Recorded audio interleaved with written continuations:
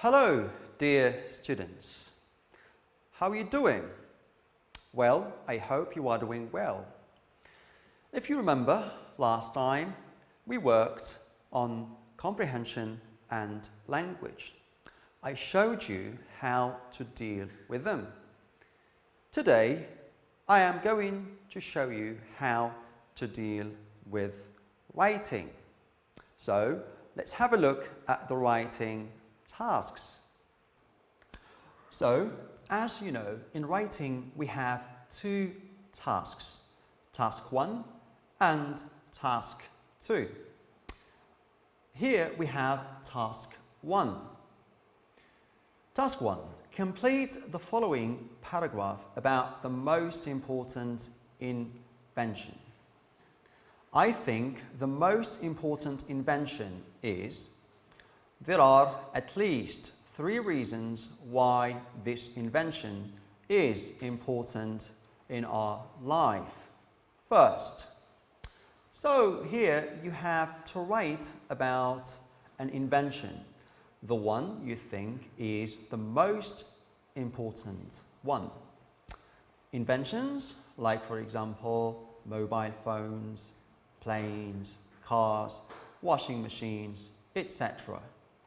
So let's say that you want to write about the internet. So I am going to show you how to write a well-organized paragraph. Now, in order to write a paragraph, first you need to plan your writing. You need to have an outline. That is, you should know what you write about. Then you are going to write down any ideas. And then you have to put these ideas together to have a well-written paragraph.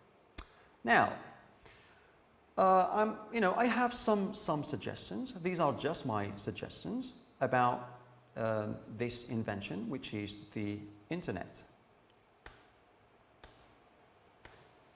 So the first idea here, the internet allows us to communicate with anyone. You can, for example, use apps, social networks, etc. Students can study from home, and the best example is you now studying from home, and thanks to the internet. And the last idea here is information. You can find in the internet a lot of information by simply clicking, by simply doing a simple search. So here you have what is this? Okay, let's read it and see how we can put the ideas I told you together. So I think the most important invention is the internet. There are at least 3 reasons why this invention is important in our life. First, so here, as you can see, we have this. What is this? I think the most important invention is the internet. This is our topic sentence. And you are asked to write or to include 3 supporting sentences. Now, so let's see. So the first supporting sentence is this. First, the internet allows us to communicate with anyone on the planet easily. You can have full conversations using apps and social networks.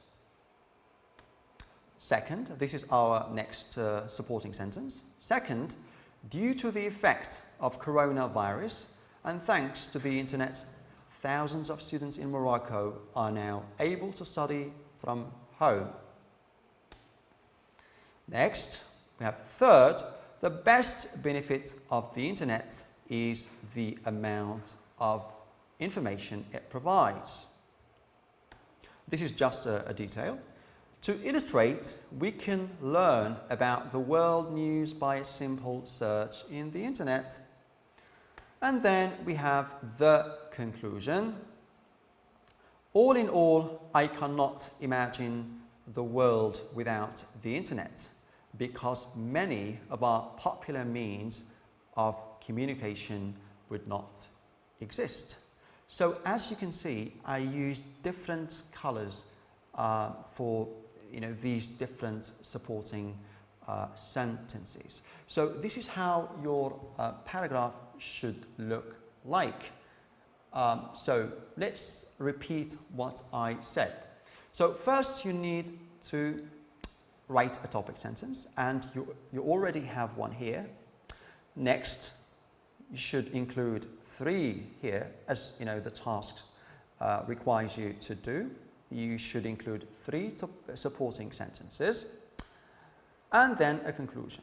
And the last one here, you should not forget to link these ideas using what? Using linking words. You see, we have first, second, third, to illustrate, and all in all.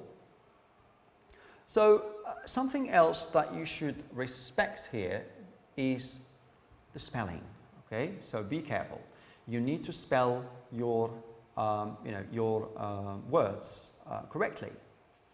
Next, you should also pay attention to capitalization. Capitalization, what do we mean by capitalization? It means we should capitalize the first letter of every sentence. And also we capitalize, for example, names, proper and proper nouns. Like, for example, your name. You write the first letter in capital letter. And then we have punctuation. You should include punctuation as well. For example, we have here, if you look at this, this is first, it's a linking word. We have first, and then we have a comma. Second, a comma. Third, a comma. To illustrate, a comma. And finally, we have a comma. And the last thing I want you to pay attention to is the tenses. You should respect the tenses. And I am going to talk about this again at the end of this lesson. So this is how your paragraph should look like. This is your final product. Now, let's move on to the next task. This is task 2. The travel magazine Wonders of the World wants to select the best city of the year. Write an article to describe the city which you think is the best. Well, this is here you are actually going to do the same thing, the same idea. You need to write a well-organized paragraph. And actually, you are going to follow the same steps that we just talked about. So first, okay, let me repeat this. You need to outline your writing. You should know which city you are going to write about. Then try to write down any ideas about this city. And then you are going to put these ideas together to have, in a paragraph. So let's see how we can do this. Let me show you how you can do this again. So let's start by suggestions and clues that can help you do this. So let's say that I want to talk about Chefchaouen. I think that Chefchaouen is the city which deserves to be the best city of the year. So Chefchaouen is called the Blue City. The reason why is because the walls and the streets are blue. which makes it mysterious and unique from other cities. Chefchaouen is a destination for hikers and nature lovers. It is charming and relaxing. The locals, the people of the city, are friendly. You can, for example, for visitors and tourists, they can buy traditional clothing, pottery, which can serve as souvenirs.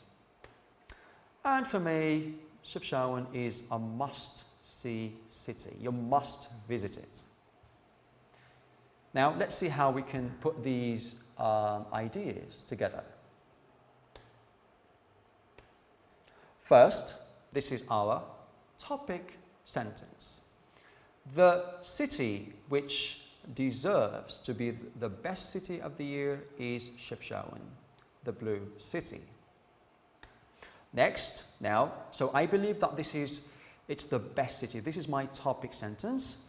What I should do now is I should defend this idea. I should defend what I think. First, and then we have, how I am going to defend this is by including supporting sentences. First, Chefchaouen is called the blue city because the walls and the streets are painted blue, which makes it mysterious and unique. Second, the city's location in the middle of the Rif Mountains makes it a destination for hikers and nature lovers. This is the third supporting sentence. Besides, the atmosphere in the city is charming and relaxing, and the old Medina takes you back in time, which makes you appreciate the richness and the beauty of the local culture. Moreover, the locals are friendly, welcoming, and are willing to show you around. For example, if you want to get a taste of the city and its incredible local culture, you can buy traditional clothing, pottery, and soap, which can be fantastic gifts or souvenirs. And finally, we have our concluding sentence. Last but not least, Chefchaouen is a must-see city and should be the best city of the year for the wide range of opportunities it offers to tourists. Now, so this is how, again, your paragraph should look like. And remember, you should respect the spelling. You should spell your words correctly. Don't forget about capitalization, punctuation, and the tenses. Respect the tenses. And this is, the final product. This is how your paragraph should look like. Finally, I want to talk about the scoring criteria of the two tasks. So, as we have seen, we have two tasks, task 1 and task 2. For task 1, the mark is 4 points, and for task 2, it's 6 points. Now, let's look at the scoring criteria. First, we have relevance of content to the task. So for this, you get 2 points for the first task and 3 for the second task. Now, what do we mean by relevance of content to the task? It means you should, what you write should be related, to the topic, to the task. For example, if you are asked to write about, let's say, the causes of drug addiction among high school students in Morocco, you should write about the causes and not something else. Next, we have appropriateness and variety of vocabulary. So for this, you get 1 point for the first task and 2 points for the second task. Now, what do we mean by appropriateness and variety of vocabulary? It means it's how you deal with the text, with the task, and the kind of vocabulary you use. So the vocabulary should be varied and to the point. Next, finally, here we have grammar and mechanics. So for this, we have, for the first task, we have 1 point, and for the second task, we have the same 1 point. Grammar, actually, you should respect the tenses, okay?